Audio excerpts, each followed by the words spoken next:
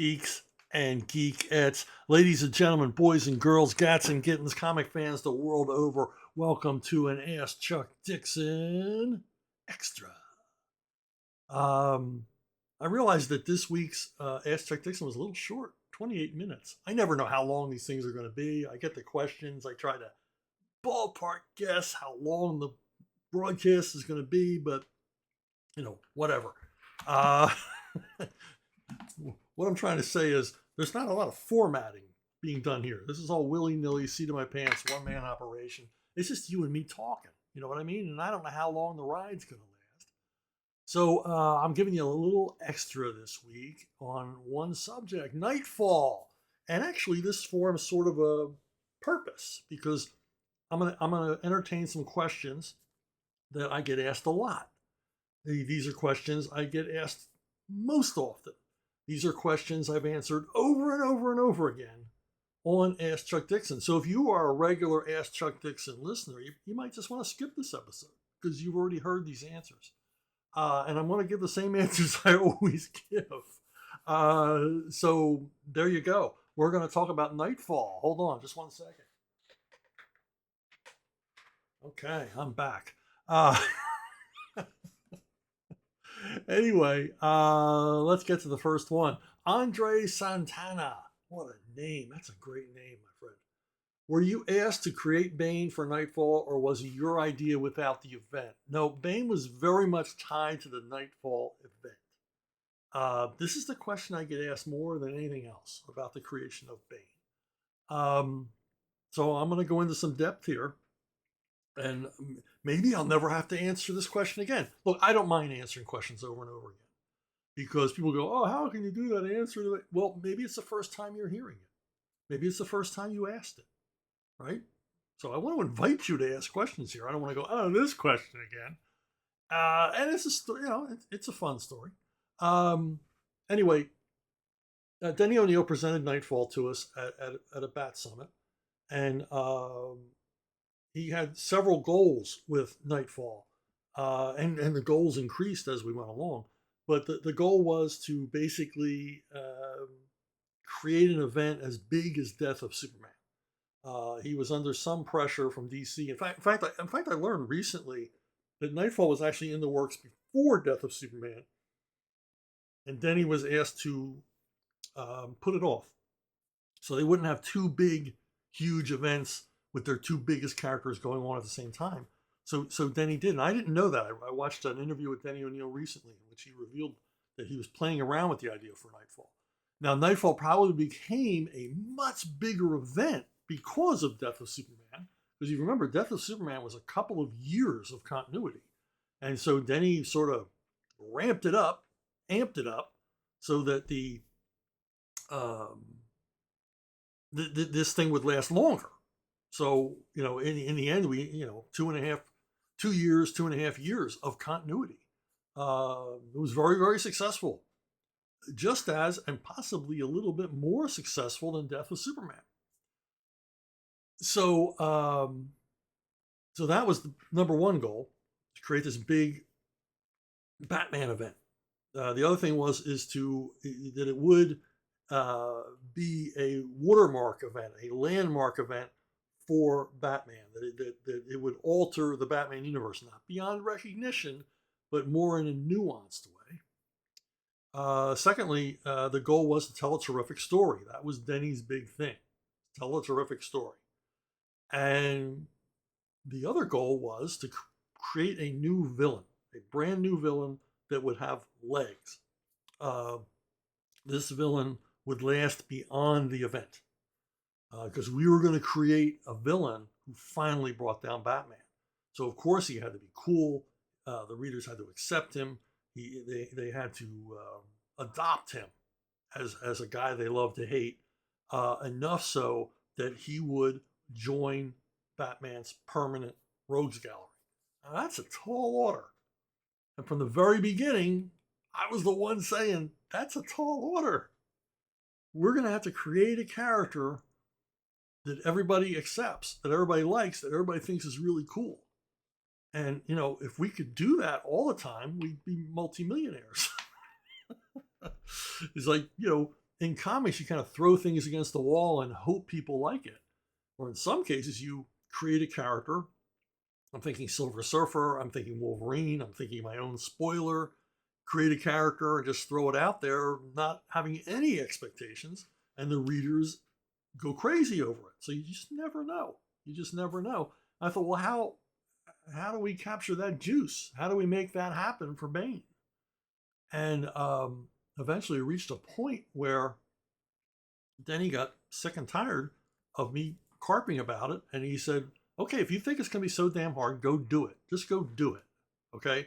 And the only provisos was that he be addicted to venom, a chemical stimulant, narcotic, whatever, created by Denny in an earlier run in Legends of the Dark Knight, an earlier arc, and that he be Batman's intellectual and physical equal, because we couldn't have some schlub, some Joe Chill character come along and take Batman down. It had to be somebody really spectacularly special and devious and strong and smart and all the rest of it.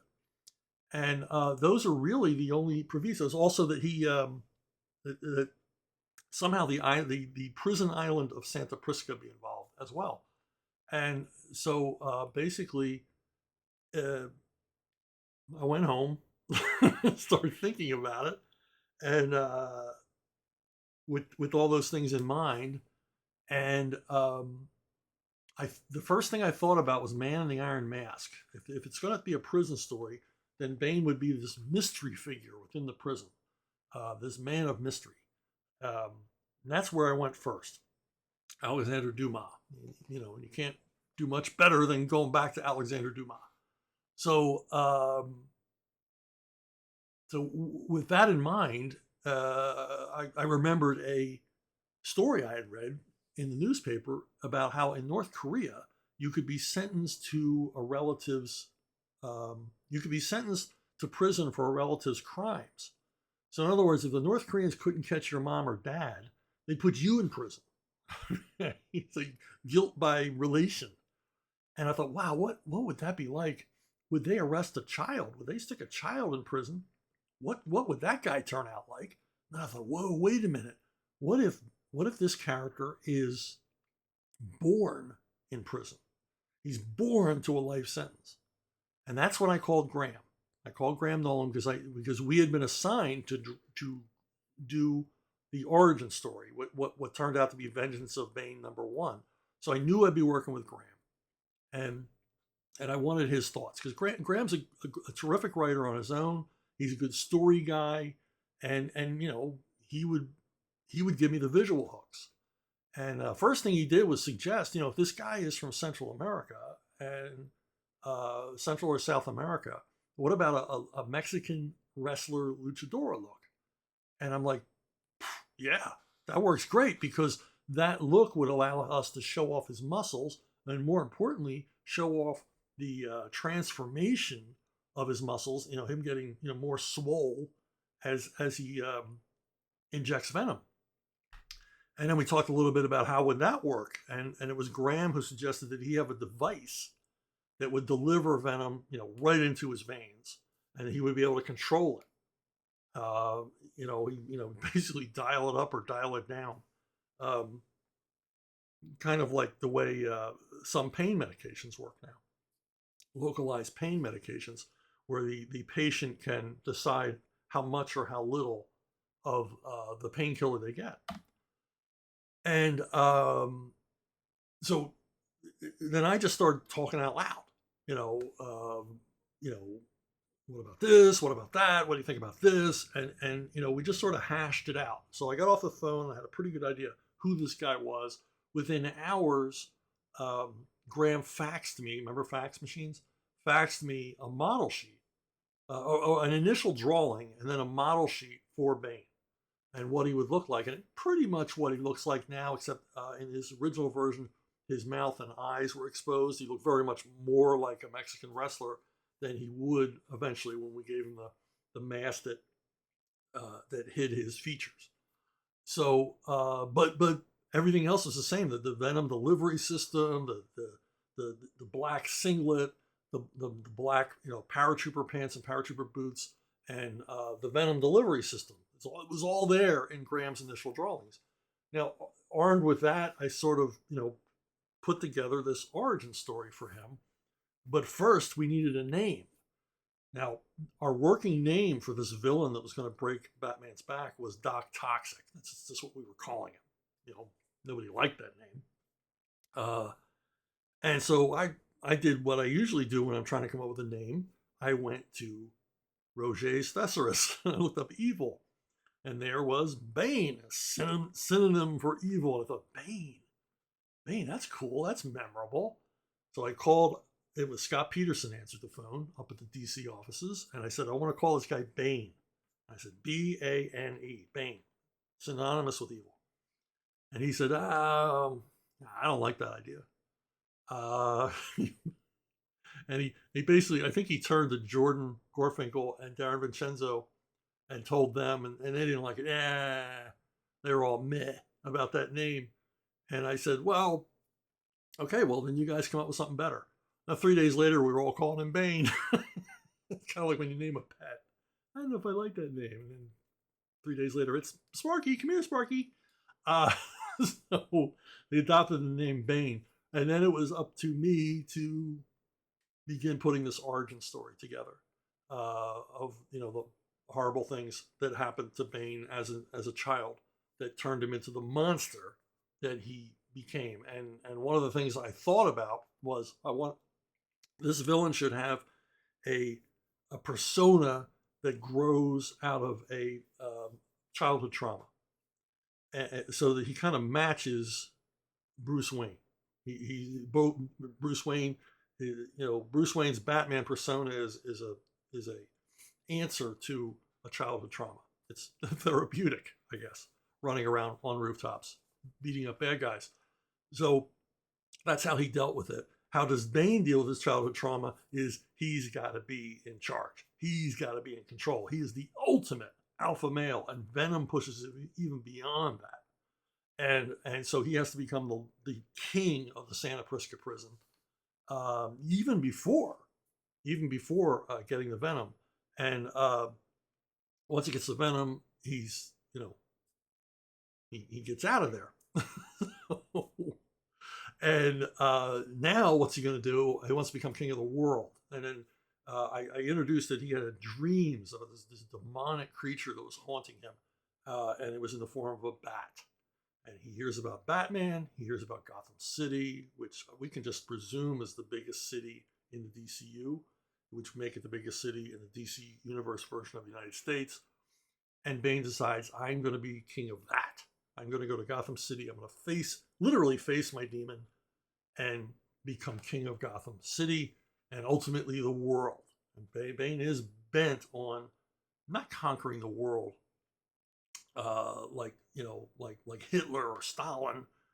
He wants to conquer the underworld. He wants to be global lord of crime. That's his ultimate goal. And those were all things I thought, well, this is going to give him legs because he has designs. He has designs beyond Gotham. He has designs. I mean, he's going to be a major player. In his mind, he wants to be a major player in the world of the DC universe of villainy.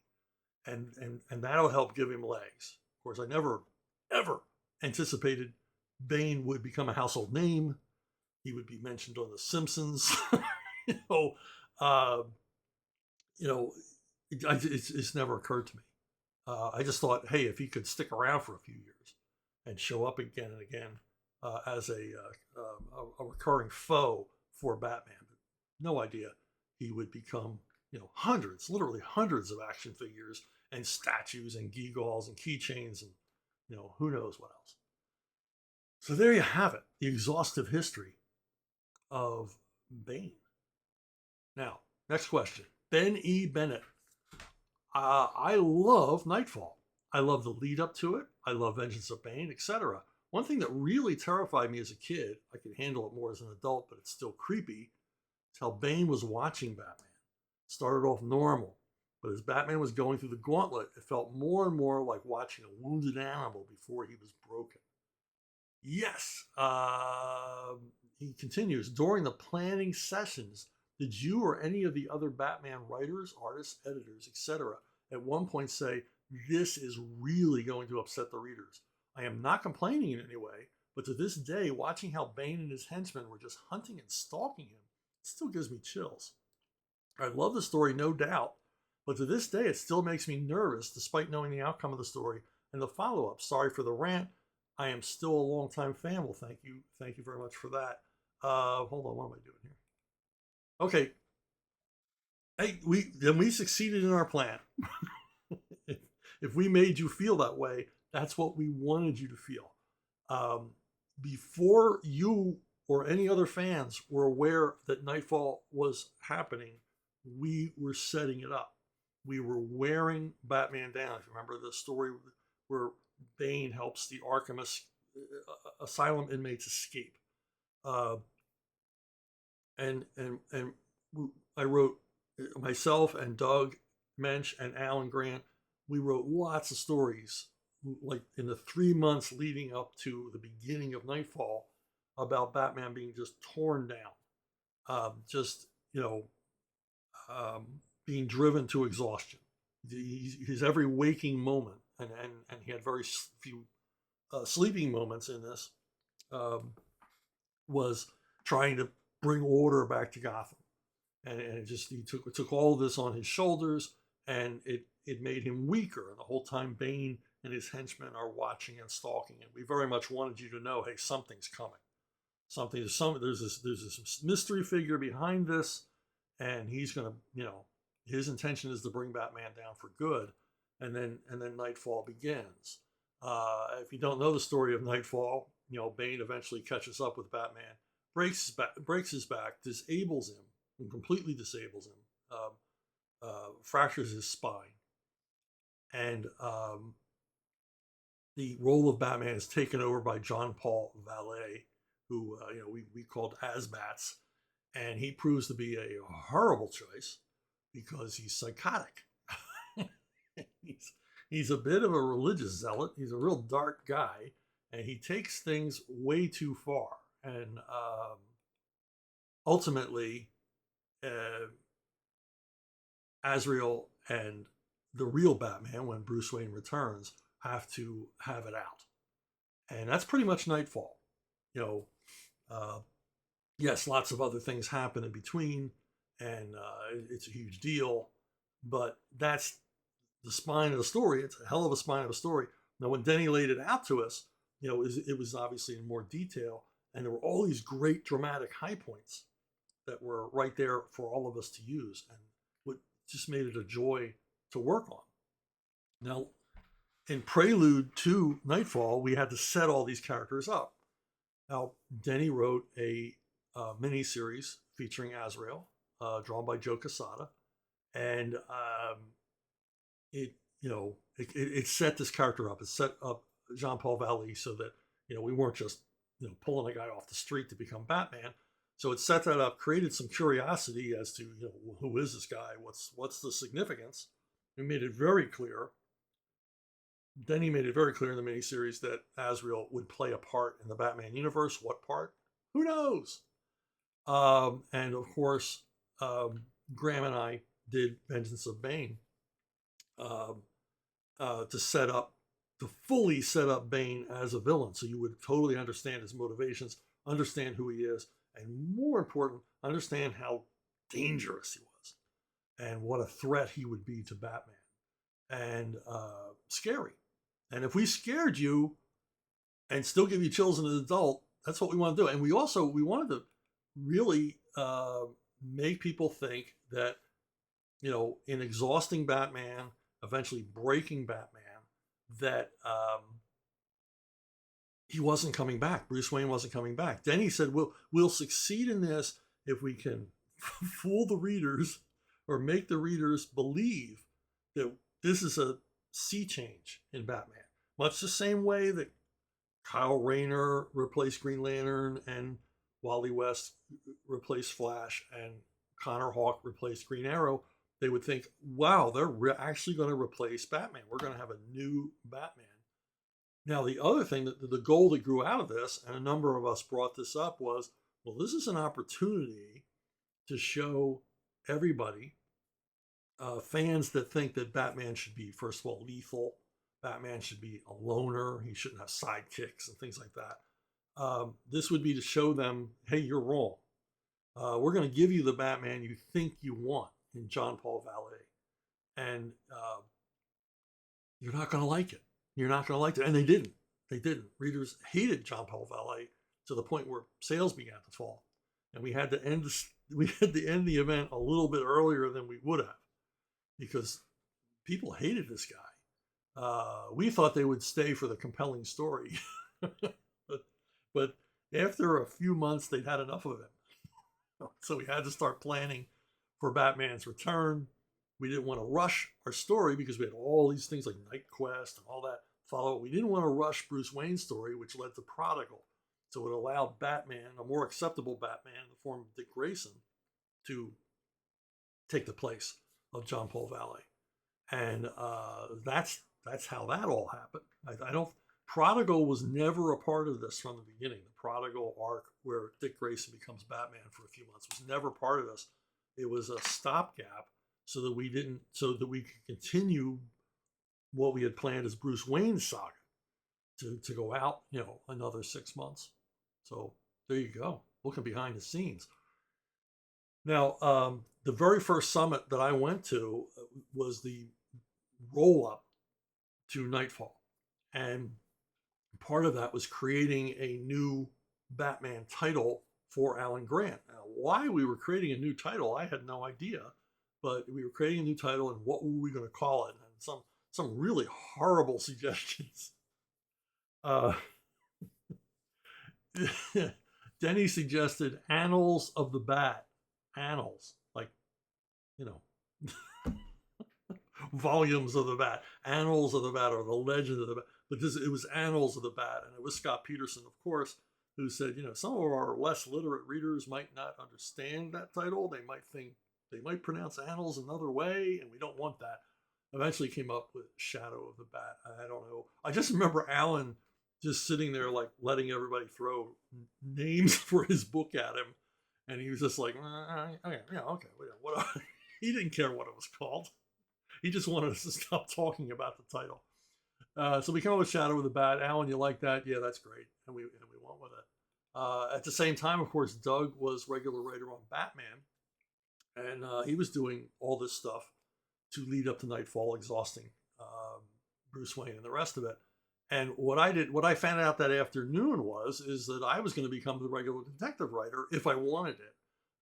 We were spent all this time talking about this new book we were going to create, and we broke for lunch. And then he said, "Would you like to take over detective?" And I said, "Yes, I really would like to." And because up to that point, I'd only ever written Robin. I'd written one 3-issue arc in Batman, but all of my other work at DC up to that point was Robin. And I thought, oh, I'm the Robin guy. I didn't even know why I was at the summit. I was like, why am I here? If anybody has a question about Robin, and if anybody had a question about Tim Drake, Alan Grant could answer it, because he did an awful lot of development on Tim Drake. But anyway, I get detective, and I become part of this thing of wearing down Batman. And, good times. And so, we eventually get to the point where not only, that Graham is not only did The Vengeance of Bane #1, but he becomes my regular Detective Comics artist, which I just couldn't be happier about, because we had been friends for years. We had worked together quite a bit, and we were on the same page about almost everything. And I really wanted Graham on the title because I was the one who suggested him, because Graham is just a Batman scholar. I mean, I'm a Batman fan. You're a Batman fan if you're listening to this. You like Batman and everything else. Well, Graham is a walking college of knowledge on Batman. He knows everything about the character. And so I could, he would come up with stuff, or he would correct me when I thought it was wrong, or say, well, okay, this is okay, but what if we did this? And he was all in on creating new gadgets and vehicles and all the rest of it, because we were both into the lore. Our dream was to create a bat boat that made sense. Because where do you park the bat boat? I mean, you could follow a bat boat, and eventually he came up with a submersible that would come out of the cave, come right out of the bat cave through an underground river into Gotham Harbor. But we came up with it too late to include it in Detective, but we eventually included it in Bane Conquest, the maxi series of Bane we did later.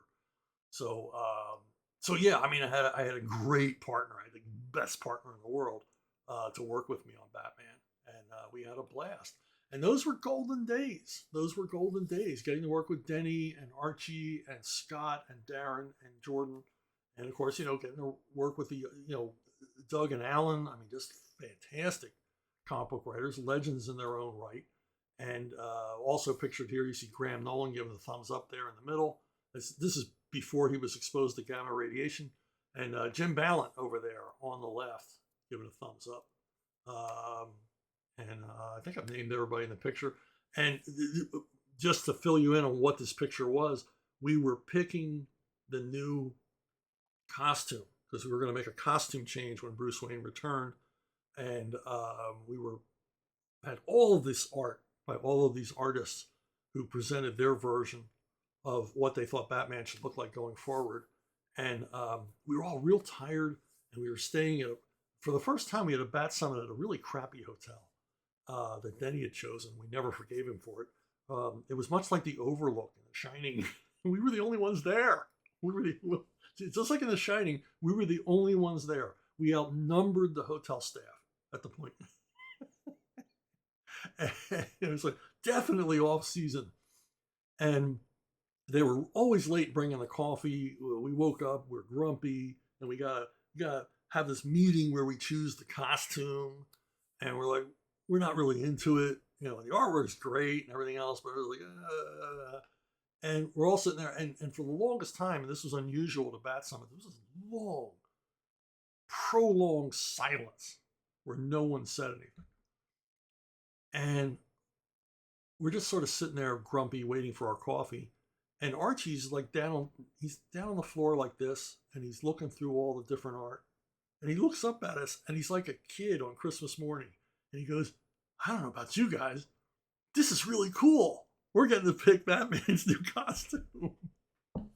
And just as Archie always did, he lifted the mood of the room. and the day was better after that.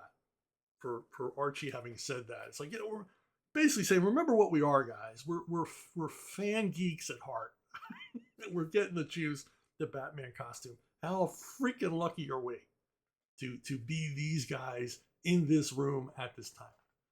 So that's one thing I got to say about my years on Batman is I knew at the time I was really lucky.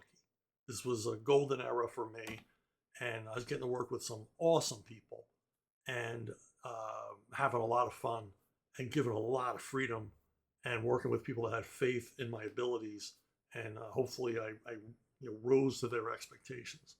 But those were great days. So that's a lot about Knightfall. That's a lot about Bane. I hope you enjoyed it, this little extra. And I'll see all of you down the road.